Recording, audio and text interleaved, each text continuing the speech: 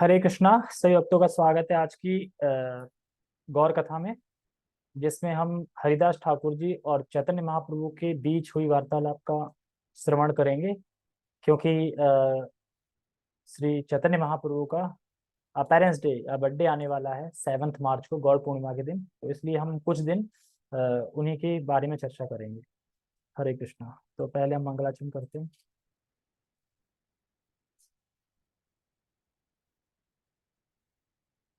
ॐ अज्ञानतिमिरान्धस्य ज्ञानञ्जनशलाकया चक्षुरुन्मीलितं येन तस्मै श्रीगुरुवे नमः। श्रीचैतन्यमनोभीष्टं स्थापितं येन भूतले स्वयं रूपः सामह्यं ददाति स्वपदान्तिकम्। वन्देऽहं श्रीगुरो श्रीयुतापदकमलं श्रीगुरून् वैष्णवांश श्रीरूपं साग्रजातं सहगण रघुनाथान्वितं तं सजीवं साधुवेतं सावधूतं परिजनसहितं कृष्ण चैतन्य देवं श्रीराधा कृष्ण पादान् सहगण ललिता श्री विशाखान्विशांच। हे कृष्ण करुणा सिंधु दीनबंधु जगतपते गोपेश गोपिका कांता राधा कांता नमस्ते। तप्त कांचन गौरांगी राधे वृंदावनेश्वरी वृषभानुसुते देवी प्रणमामि हरिप्रिय। वाञ्छाकल्पतरुभ्यश्च कृपा सिन्धुभ्य एव च पतितानां पावनेभ्यो वैष्णवेभ्यो नमो नमः। जय श्री कृष्णा चैतन्य प्रभु नित्यानंद श्री अद्वैत गदाधर श्रीवासादि गौर भक्तवृंद। हरे कृष्णा कृष्णा कृष्णा हरे हरे, हरे राम राम राम हरे हरे। रामाय रामभद्राय रामचंद्राय वेदसे रघुनाथाय नाथाय सीताय पते नमः। नमो विष्णुपादाय कृष्णपृष्ठाय भूतले श्रीमते भक्तिवेदांत स्वामिनीति नामिने।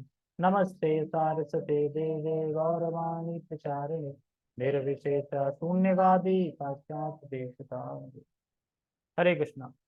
तो किसी को ना पता हो कि हम मंगलाचरण पहले क्यों करते हैं, तो ये हमारी वैष्णव परंपरा है। क्योंकि हमारी वैष्णव परंपरा में पहले मंगलाचरण किया जाता है कोई भी कथा स्टार्ट करने से, या फिर कुछ भगवान के बारे में चर्चा करने से पहले हम ये याचना करने के लिए मंगलाचरण करते हैं कि इस वार्तालाप में कोई विघ्न ना आए, कोई रुकावट ना आए। इसलिए प्रभुपाद जी से, आचार्यों से हम प्रेयर करते हैं कि मैं जो भी बोलूं वो रिपीट बोलूं, कुछ अपने मन का ना बोलूं, और जो भगवान ने बोला है वही रिपीट करूं, जो आचार्यों ने बोला है वही बताऊं। इसलिए हम मंगलाचरण करते हैं। ठीक है, तो आगे हम पढ़ते हैं। चतन चतमित अंत लीला चैप्टर 3 है ना। ये हमने 18 नंबर श्लोक तक किया था उस दिन, जल्दबाजी में हो नहीं पाया था, नेट बड़ा प्रॉब्लम कर रहा था। तो आज हम आगे हम आगे इसकी चर्चा करेंगे। तो बात ये हो रही थी कि जो दामोदर पंडित थे, तो चैतन्य महाप्रभु के पास एक बालक आता था। वो बड़ा सुंदर था और बड़ा प्रेम से बात करता था, और चैतन्य महाप्रभु अपना प्राण प्राण मानता था। लेकिन दामोदर पंडित को ये बिल्कुल असहाय था, बिल्कुल अच्छा नहीं लगता था कि क्यों आता है, क्यों प्रणाम करता है, क्यों बात करता है, क्यों हंसता है। तो फिर बताते हैं कि महाप्रभु से बोलते हैं कि ये अच्छा नहीं है आपके लिए, आप एक सन्यासी हैं, तो आप इस तरीके से लड़के से बात कर रहे हैं, वैसे कोई दिक्कत नहीं, लेकिन उसकी माँ सुंदर भी है और विधवा भी है, तो ये आपके लिए ठीक नहीं है। मंगल आरती और गौर आरती और नरसिंह आरती का क्या? मंगल आरती और गौर आरती और नरसिंह आरती की व्याख्या चालू कर देना संडे संडे को।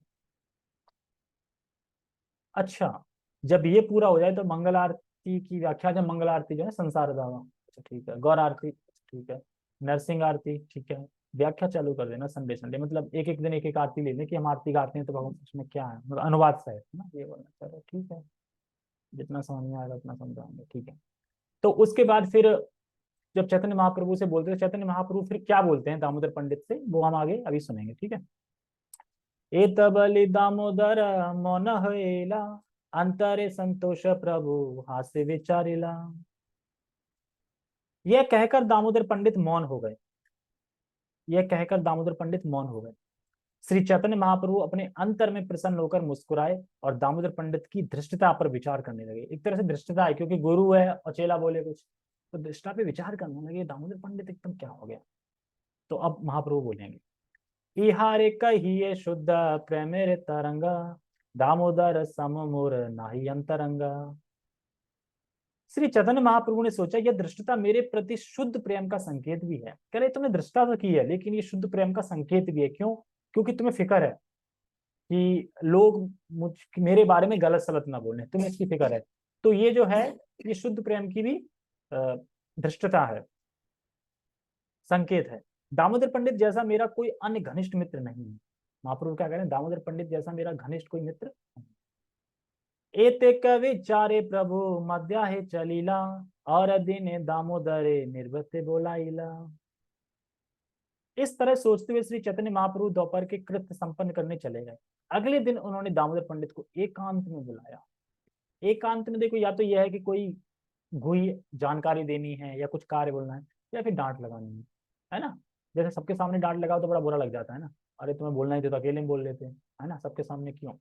तो अकेले में एकांत में बोला है। क्या बोला, प्रभु कहे दामोदर चले नदिया, मातार समीपे तुमी रह तंगा या जा। कह रहे प्रभु कहते हैं दामोदर चलो नदिया चलते हैं, जहां मेरी माता रहती है, नदिया में। महाप्रभु ने कहा, हे मित्र दामोदर, अच्छा होगा कि तुम नदिया जाओ और मेरी माता के साथ रहो। मतलब नदिया चले नहीं, नदिया जाओ, यानी उनसे कह रहे हैं दामोदर पंडित से कि आप जाओ। तुम बिना तहा रक्षक नाही देखे यानी, हम आके ही आते तुम ही केला सावधाना। कह रहे मैं तुम्हारे अलावा कोई रक्षक देख नहीं पा रहा हूँ कि जो सही से रक्षा कर सके। क्यों? क्योंकि तुम बड़े सतर्क हो।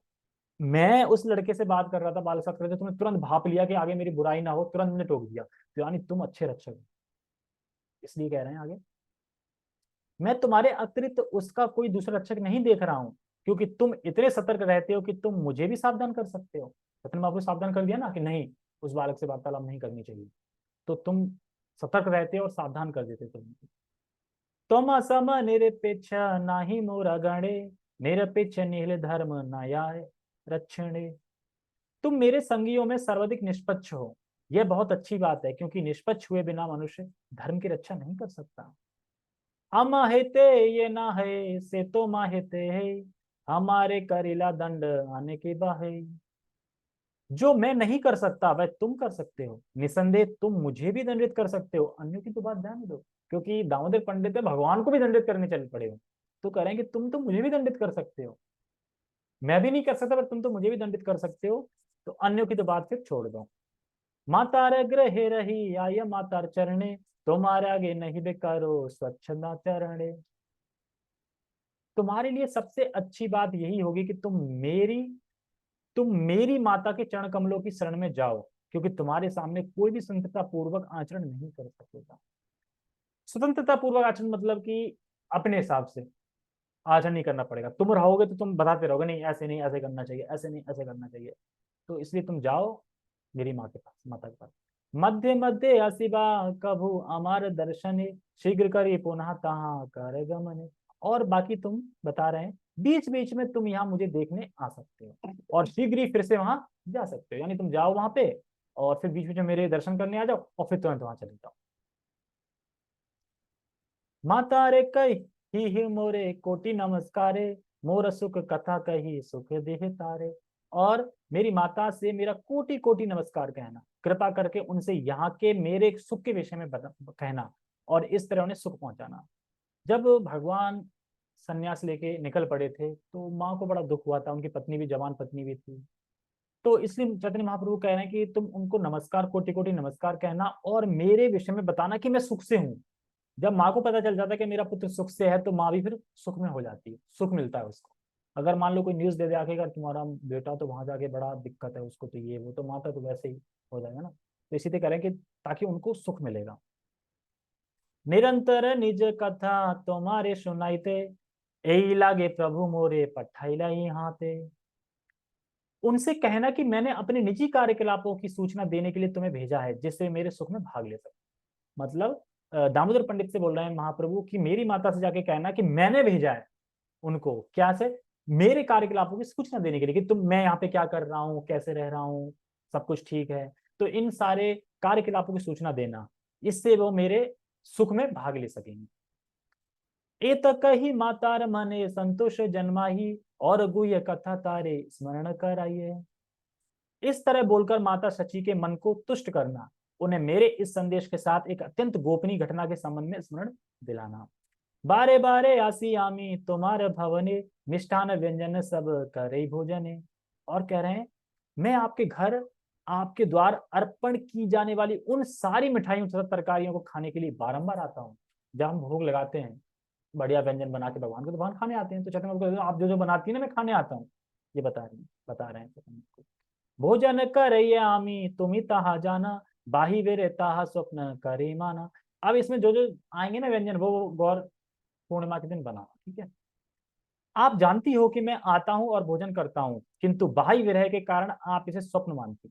मतलब होता क्या है कि वो भोग लगा देती हैं और स्वप्न में, जैसे ना स्वप्न चल रहा हो, चैतन्य महाप्रभु आते हैं और भोजन खा जाते हैं, चले जाते हैं, और वो सोचती है मैं स्वप्न देख रही थी, लेकिन एक्चुअली वो हकीकत थी, और हकीकत में वो खाते हैं। तात्पर्य दिया देखो क्या प्रभुपाद जी क्या बोल रहे हैं। सची माता श्री चैतन्य महाप्रभु से विरह का अनुभव करने के कारण सोचती थी कि वे स्वप्न देख रही हैं कि उनका पुत्र आया हुआ है, किंतु श्री चैतन्य महाप्रभु उन्हें यह बताना चाहते थे कि वास्तव में यह स्वप्न नहीं है, वे सचमुच वहां आते थे और उनकी माँ उन्हें जो भी देती उसे वे खाते थे। पूर्ण पुरुषोत्तम भगवान के साथ उन्नत भक्तों के ऐसे व्यवहार होते हैं। ब्रह्म संहिता में कहा गया है, देखो, जो उच्च प्रगति के जो भक्त होते हैं उनके साथ ऐसे होता है। मतलब वो भगवान के उसमें इतना डूबे रहते हैं कि उन्हें पता ही नहीं चलता कि स्वप्न है क्या नहीं है, एकदम खोए रहते हैं भगवान में। तो इसीलिए ब्रह्म संहिता में कहा गया है, प्रेमा प्रेमांजन चुरित भक्ति विलोचने न संतः सदैव हृदयेषु विलोकयन्ति, यम श्याम सुंदरम अत्यंत गुण स्वरूपम, गोविंदमादि पुरुषम तम हम भजामि।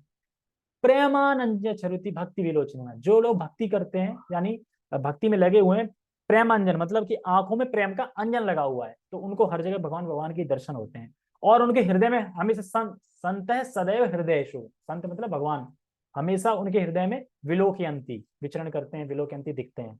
और किस रूप में दिखते हैं, किस रूप में, मतलब जो संत हैं उनको हृदय में भगवान दिखते हैं। तो किस रूप में दिखते हैं, तो कहते हैं श्याम सुंदर, श्याम सुंदर के रूप में दिखते हैं, अचिंत गुण स्वरूपम और गोविंदम। ऐसे भगवान को मैं बार बार नमस्कार करता हूँ और भजता हूँ उनको। हिंदी सत्य, मैं उन आदि भगवान गोविंद की पूजा करता हूँ जिनका वे भक्त सदैव दर्शन करते हैं, जिनकी आंखें प्रेम के अंजन से लेपित रहती हैं। वे भक्त के हृदय में स्थित अपने श्याम सुंदर के सनातन रूप में देखे जाते हैं। शुद्ध भक्त भगवान के साथ इन व्यवहारों को दिव्य स्तर पर अनुभव करते हैं, किंतु चूंकि भक्त भौतिक जगत में होते हैं, वे इन्हें स्वप्न के रूप में समझते हैं। किंतु भगवान उन्नत भक्त से बातें करते हैं और ऐसे उन्नत भक्त भी उनका दर्शन करते हैं। यह सच्चाई है, स्वप्न नहीं। तो ये बता रहा है कि जिस तरीके से उनकी माता सोचती थी मैं तो स्वप्न देख रही हूँ, लेकिन उसी तरीके से जो उन्नत भक्त होते हैं वो स्वप्न नहीं देखते हैं, हकीकत में भगवान उन्हें हृदय में देखते हैं श्याम सुंदर रूप। यहाँ ये नहीं बोला कि निराकार रूप में दिख रहे हैं या फिर रोशनी दिख रहे हैं या फिर चतुर्भुज में दिख रहे हैं, श्याम सुंदर, श्याम सुंदर दो रूप में देखते हैं। ए माघ संक्रांति तुम रंदन करीला, नाना व्यंजन क्षीर पीठा पायस रंगीला। अब ये आ गया बनाने का भोजन, क्या क्या है देखो। पिछले माघ संक्रांति उत्सव के समय आपने मेरे लिए अनेक प्रकार की सब्जियां, गाढ़ा दूध, रोटियां तथा खीर बनाई थी। तो ज्यादा कुछ नहीं है, अनेक प्रकार की सब्जियां बनानी है और गाढ़ा दूध और रोटियां तथा खीर बनानी। ये दूध भी और संग में खीर भी, गाढ़ा दूध में ओंट ओंट के रबड़ी। अभी वो कौन सा तो आ रहा था जिसमें वो चिड़वा बनता, चिड़वा संक्रांत, संक्रांत बनता चिड़वा, चिड़वा तक निकल गया। कृष्ण भोग लगाइया बे कैला ध्यान, अमर स्मृति हैला श्रु भरेल नयन। आपने भगवान कृष्ण को भोजन अर्पित किया और अभी तुम ध्यान में ही थी कि मैं सहसा प्रकट हुआ और आपकी आंखें आंसुओं से भर गई। आस्ते व्यस्ते आमी गिया सकेले खाइला, आमी खाइए देखी तुम्हारे सुख उपजला। मैं वहां अत्यंत हड़बड़ी में गया और सब कुछ खा गया। जब आपने मुझे खाते देखा तो आपको महान सुख का अनुभव हुआ। ये सब बता रहे हैं कि बोलना, मतलब दामोदर पंडित से बोल रहे हैं कि ये सब बोलना, उन्हें घटना याद दिलाना ये सारी। छेड़े के अश्रु मुछिया शून्य देखी पाता, स्वप्न देखे लूंगा ये न निमाइंज खाइला भाता। जब आपने अपनी आंखें पहुंच डाली तो क्षण भर में तुमने देखा कि तुमने जो कुछ मुझे पत्तल में दिया था वह खाली है। तब तुमने सोचा मैंने सपना देखा है कि मैंने मानो निभाई सब कुछ खा रहा हो। तो एक्चुअली सपना नहीं था, ये हकीकत थी। लेकिन क्योंकि जो भक्त उन्नत भक्त होते हैं वो सोचते हैं कि जैसे कि सपने में देख, लेकिन हकीकत में भगवान आते हैं, खाते हैं, चले जाते हैं। बाही वीर दशाए पुना भ्रांति हैला, भोग ना लगाई लड्डू एल ज्ञान हैला। चैतन्य चरितमृत जब भी पढ़ना तो खाने की बात जरूर आएगी, याद रखिएगा। हर उसमें खाने की बात आई जाएगी। तो यानी चैतन्य चरितमृत में खाने पे बड़ा जोर दिया गया है प्रसाद में। कोई भी चैप्टर पढ़ना, प्रसाद का जरूर आ जाएगा। बाह्य विरह की दशा में आप यह सोचकर पुनः भ्रम में थी कि आपने वह भोजन भगवान विष्णु को अर्पित नहीं किया है। अब वो फिर से बनाएंगे। पाके पात्र देखीला सब अन्न उच्च भरी, होना भोग लगाईला स्थान संस्कार करी। तो सोच रहे ये शायद मैंने लगाया नहीं है, खाली कैसे है। ऐसे तो है नहीं भगवान का खाली कैसे, मैं लगाई नहीं है। फिर जाके फिर बनाने लगती हूँ और फिर से करती हूँ। तो ये होते हैं उन्नत भक्त, इनको पता ही नहीं है कि भगवान को खिला दिया, खा लिया, फिर से बना रहे हैं, फिर से लगा रहे हैं, कोई होश ही नहीं है। यहाँ तो अगर एक बार बना लो दोबारा बनाने का बोल दो फिर देखें, अरे मन ही नहीं कर सकता, बना नहीं सकता। चाहे छोटी किचन घर में हो, चाहे बड़ा हलवाई बना रहे हो, वहां भी देखा ना कि तुम्हें तो क्या हुआ ना कि रोटी कम बन जाए तो दोबारा आटा लगाने में कितनी दिक्कत होती है, दोबारा रोटी पूरी बनाना। लोग ही नहीं मिलते हैं। जैसे कि हाँ, रिश्तेदारों में अगर रिश्तेदार कर रहे हो ना तो वहां तो लड़कों को ढूंढना पड़ता है, आओ, लेकिन चलो काम लिया है तो फिर तो करना ही पड़ेगा। लेकिन माला ये रहती है दोबारा ना लगाना, बस इतने में हो जाए। हाँ हो गया, हो जाएगा। कितने रह गए? हाँ 50 लोग और रह गए। हाँ ठीक है, ठीक है, हो जाएगा, हो जाएगा, ठीक है, चलते चलते पूरे नहीं, रुको, कम पड़ सकते हैं, ज्यादा है तो दोबारा मतलब नहीं कर। लेकिन ये देखो, सोच रहे हैं कि खाली रखा, चलो दोबारा पुनः भोग लगाते हैं। जैसे कि एक ब्राह्मण था, तो चैतन्य महाप्रभु घर आया था, तो वो कहता था कि मतलब मैं रंजन खुद ही करूंगा, मतलब खुद ही भोग बनाऊंगा भगवान के लिए। अब भगवान के लिए भोग बनाता और जब ये ऑफरिंग करता, चैतन्य महाप्रभु बालक रूप में आते और खा जाते। ओहो सारा सारा खा गया, सत्यानाश हो गया मेरा, ये भोग खराब कर दिया, झूठा कर दिया। फिर जाता, फिर से बनाया, फिर भोग लगाया, फिर भगवान को बुलाया, फिर आए चैतन्य महाप्रभु बालक रूप में और फिर खा गए। निमाई, हाँ निमाई रूप में आए और खा जाते हैं। तो कह रहे यार सर्वनाश हो, ये बालक कहाँ से आ जाता है, ये वो। तो उसके बाद फिर वो अपना स्वरूप भी दिखाते हैं कि ऐसे ऐसे तुमने पहले बहुत तपस्या करी थी इसलिए तुम मेरा ही रूप देख पा रहे हो। लेकिन कहने का मतलब ये है कि बार बार लगाते हैं, कोई दिक्कत नहीं होती। तो मैं तो आऊंगा ही ना। ठीक है। अनुवाद। तब आप भोजन पकाने के बर्तन देखने गई और देखा कि बर्तन भोजन से भरा है।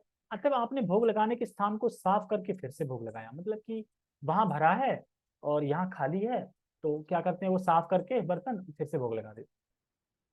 ए मत बारा बारा करिए भोजन, तुम्हारे शुद्ध प्रेम मोरे करे आकर्षण। इस तरह आपके द्वारा भेंट की जाने वाली हर वस्तु में पुनः पुनः खाता हूँ, क्योंकि मैं आपके शुद्ध प्रेम द्वारा आकृष्ट होता हूँ। तो बार बार लगाती है, बार बार खाते हैं। तुम्हारा ज्ञाते आमी अच्छी नीला चले, निकटे लैया आओ आम तुम्हारे प्रेम वाले। एकमात्र आपके आदेश से मैं नीलाचल यानी जगन्नाथपुरी में रह रहा हूँ, फिर भी आप मेरे प्रति अपने गहन प्रेम के कारण मुझे अपने निकट खींचती रहती हो। ए मत बार बार कराही स्मरण, मोर नाम लय तारा वंदे चरण। श्री चैतन्य महाप्रभु ने दामोदर पंडित से कहा, मेरी माता को इस तरह से बारंबार स्मरण कराना और मेरा नाम लेकर उनके चरण कमलों की पूजा कर। तो दामोदर पंडित को वहीं पे सेवा दे देते हैं कि तुम अपनी मेरी माँ के पास जाओ और वहीं सेवा करो। एत कही जगन्नाथ प्रसादा नाइला, माता के वैष्णवे देते पृथक पृथक देला। ये कहकर श्री चैतन्य महाप्रभु ने यह आदेश दिया कि भगवान जगन्नाथ को अर्पित किए जाने वाले तरह तरह के प्रसाद लाए जाएं। तब महाप्रभु ने उसे अलग अलग बांधा, प्रसाद विभिन्न वैष्णवों तथा अपनी माता को देने के लिए दिया। यानी जगन्नाथ में नीलांचल में रह रहे थे, तो नीलांचल से जगन्नाथ का प्रसाद मंगाया और दामोदर पंडित को दिया कि ये जाके भिन्न भिन्न अलग करके ये माता को मेरे देना।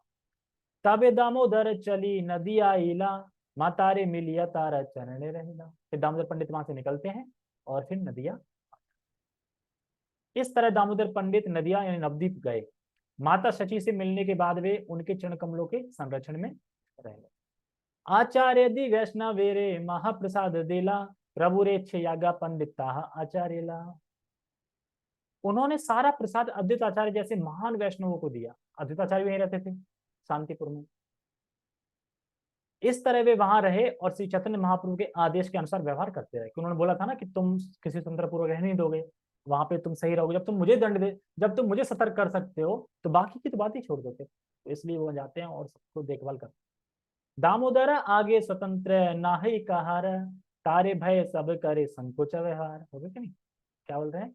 सभी जानते थे कि दामोदर पंडित व्यवहारिक वर्ता में अत्यंत कठोर हैं, अतः सारे लोग उनसे भयभीत थे और स्वतंत्र रूप से कुछ भी करने का साहस नहीं करते। प्रभुर गड़े यारा देखे अल्प मर्यादा, प्रभुर गड़े यारा देखे अल्प मर्यादा लंघन, वाक्य दंड करे करे मर्यादा स्थापन। दामोदर पंडित श्री चैतन्य महाप्रभु के हर भक्त को जिसे वे उचित आचरण से थोड़ा भी विचलित हुआ पाते मौखिक रूप से दंड देते। इस तरह उन्होंने आदर्श शिष्टाचार स्थापित किया, यानी कोई कुछ गलत करता भी था तुरंत मुंह से उसको दंड देते थे, डांटते थे, बोलते थे, और फिर शिष्टाचार इस तरह से स्थापित किया। एत कहिला दामोदरेर वाक्य दंड याहार श्रवणे भागे अज्ञान पाषंड। इस तरह मैंने दामोदर पंडित के शाब्दिक दंड का वर्णन किया है। जब कोई इसके विषय में सुनता है तो नास्तिक सिद्धांत तथा अज्ञान भाग जाते। चैतन्य लीला गंभीर कोटि समुद्र है की लागी की करे कहे ना पूरे बुझते। श्री चैतन्य महाप्रभु की लीलाएं करोड़ों समुद्र से भी अधिक गहरी हैं, अतएव कोई नहीं समझ सकता कि वे क्या करते हैं अथवा क्यों ऐसा करते हैं। यही है कि उनकी लीला इतनी समुद्री तरह गहरी है कि क्यों उन्होंने संन्यास लिया, क्यों, अगर संन्यास लेना था तो शादी क्यों करी, दो दो शादी क्यों करी, जवान पत्नी थी छोड़ के क्यों चले गए, माँ के लिए कोई दूसरा भाई नहीं था, एक तो विशंबर था पहले ही चला गए थे, तो क्यों ऐसा किया, क्या कारण था। तो भगवान की जो लीला है वो करोड़ों करोड़ों समुद्र से भी अधिक गहरी है, उनको हम नहीं समझ सकते, क्योंकि भगवान इसलिए कहते हैं अचिंत लीला। अचिंत मतलब कि जो समझ ना सके, समझ ना पाए। क्या बोल रहे थे? श्री कृष्ण जो बताया है ना, चैतन्य महाप्रभु उसको प्रैक्टिकल कर लिया, करके दिखाया कि लोग भगवान को कर लेंगे, तो वो करने की उन्होंने खुद दिखाया, कैसे शादी की, कैसे मतलब कैसे संन्यास लेना चाहिए, कैसे त्याग करना चाहिए। हाँ, ये सब चीजें प्रैक्टिकल मतलब कि थ्योरी में करके बताया कि हम भक्ति कैसे कर सकते हैं गृहस्थ बन के भी, क्योंकि भक्ति में सन्यास या ब्रह्मचारी बनने की आवश्यकता नहीं है, क्योंकि जितने भी उनके सगे संगी थे चैतन्य महाप्रभु सब सब गृहस्थ थे, सब गृहस्थी तो थे, अर्जुन भी गृहस्थ था, तो गृहस्थ रह के भक्ति कर सकते। प्रभुपाद जी भी अपने लेक्चर में बोलते हैं कि जगह बदलने की जरूरत नहीं है, जो जहां है वहीं रह के भक्ति करो, जगह बदलने की जरूरत नहीं है बिल्कुल भी। सोचे यार जब तक हम संन्यास लेंगे तब तक बन नहीं पाएंगे, आप गृहस्थ रह के भक्ति कर सकते हैं, लेकिन ये है कि जब गृहस्थ लाइफ पूरी हो जाए 50-55 साल, तो उसके बाद फिर घर त्याग देना चाहिए। क्यों त्याग देना चाहिए? क्योंकि बुढ़ापे में फिर बच्चों को भी पसंद नहीं आते, बूढ़े बड़े बच्चों को भी पसंद नहीं आते, और बूढ़ा बड़ा क्या है वो करना चाहता है वैसे ही कर है नहीं पाता क्योंकि जान नहीं इतनी। तो इसीलिए घर की अटैचमेंट को त्याग के अलग जाओ तो वो चीज देखनी ना पड़े, क्योंकि फिर बताते हैं कुत्ते की तरह जिंदगी जाती है बुढ़ापे में। इसलिए इसलिए जाना चाहिए, इसलिए भगवान का शरण में जाना चाहिए शादी के बाद, मतलब 60-50 साल के बाद तो जाना चाहिए वानप्रस्थ। श्री चैतन्य महाप्रभु की करोड़ों की पढ़ लिया, ठीक है। अत्यध गूढ़ किछु न जानिया, ब्रह्म अर्थ करे बारे करे टाना टान टाना टानी टाना टानी। मैं श्री चैतन्य महाप्रभु के कार्यकलापों का गहन अर्थ नहीं जानता, मैं यथासंभव उनकी बाह्य व्याख्या करने का प्रयास करूंगा। ये कौन कह रहे हैं? कृष्ण कविराज कह रहे हैं ना। मैं नहीं समझ पा रहा चैतन्य महाप्रभु की लीला को, मैं बाहरी व्याख्या जो भी है वो मैं करूंगा। एक दिन प्रभु हरि दासेरा मिलेला, ताहा ले जग गोष्ठी करे तो हारे पूछिला। अब यहाँ से टॉपिक चेंज हो रहा है, अब यहाँ से क्या है, हरिदास ठाकुर जी और चैतन्य महाप्रभु की वार्तालाप स्टार्ट हो, ठीक है। अभी तक चल रही थी वो दामोदर पंडित और चैतन्य महाप्रभु के बीच चल रही थी, अब चलेगी हरिदास, क्योंकि चैप्टर का नाम ही हरिदास ठाकुर की लीलाएं इसमें। तो हरिदास ठाकुर की लीलाओं में जैसे कि कैसे उन्होंने माया को जब भेजा, माया देवी को भेजा तो कैसे उनका सामना किया, कैसे उसको भक्त बनाया। फिर एक माया देवी साक्षात ऊपर से आई, पार्वती ऊपर से आई, मतलब काली या दुर्गा आई, तो उनको किस तरीके से रिजेक्ट किया ऐसे करके, और कैसे गुफा में एक सांप था जो चला गया। तो बहुत सारी इसमें लीलाएं, बहुत सारे इसमें मतलब कि क्या हम अपनी भक्ति में यूज कर सकते हैं, क्या समझ सकते हैं, बहुत सारा कुछ इसमें ज्ञान है। तो उसको हम कल से अगले, हाँ मतलब कल से ही पढ़ेंगे, क्योंकि यहाँ से टॉपिक चेंज हो रहा है, हरिदास ठाकुर के बारे में बात होगी। इसके विषय में बता रहे थे, क्या नाम बता रहे थे? क्या नाम था जो हमारे पास भेजा था? दामोदर पंडित को भेजा था। मुझे कह रहे कि दामोदर पंडित ने ऐसा बोला था, बट बोल तो सही रहे थे, हाँ बस उनको ऐसे बोलना। हाँ तो वही तो, फिर से नहीं बोलना चाहिए, तो सेवा से दूर कर दिया, माँ के पास भेज दिया, फिर तुम माँ के पास ही रहो। तो तभी भेज दिया। वो एक तरह ये सोच रहे थे कि सही भी है, क्योंकि मतलब, लेकिन ये कि हमें गुरु में वो नहीं देखना चाहिए, गुरु में हमें वो ऐसी दृष्टि रखनी चाहिए कि गुरु यहाँ गलत कर रहे हैं, टोकना नहीं चाहिए, गुरु कभी गलत नहीं करते, हम नहीं समझ पाते हमारी गलती। तो इसीलिए फिर अपने संग से दूर कर दिया एक तरीके से कि तुम नदिया जाओ और हाँ मेरी माँ की सेवा करो, माँ के शरण में रहो, माँ के चरण में रहो एक तरीके से। क्योंकि तुम स्वतंत्र किसी को जी नहीं सकते, क्योंकि तुम मुझ में सतर्क कर सकते हो तो बाकी के तो कहना ही क्या। इसलिए आप वहां जाओ, वहां के लोग जो है उनको सतर्क करो, उनको भक्ति में लाओ, और मेरे माँ को मेरा समाचार देना, यहाँ आते रहना जाते रहना, इस तरीके से करो। ठीक है, तो सभी का बहुत बहुत धन्यवाद। सब खुश हो रहेंगे, आपकी क्लास बहुत जल्दी होगी। तो चैतन्य चैतन्य करेंगे हम, कब तक करेंगे ये? 7 को गौर पूर्णिमा है, 7 को तो क्लास होगी भी नहीं अगर मैं टेम्पल जाएंगे तो, यानी कल 6 ना, 6 को करेंगे, 8 को फिर संडे संडे करेंगे, मतलब इसको पूरा ही करेंगे। 1000 पेज है, ज्यादा दिन नहीं लगेंगे क्योंकि डेली डेली 50-50 पेज पढ़ेंगे। ठीक है, कोई कुछ पूछना चाह रहा है तो पूछ सकते, बोल सकता है। मैंने माइक चालू कर दिया है और मैंने म्यूट हटा दिया। तो नहीं हरे कृष्णा। हरे कृष्णा। जगत गुरु शीला प्रभुपाद की जय। गौर भाई तो निताई सुनी की नहीं जय। हरि बोल। रिकॉर्डिंग।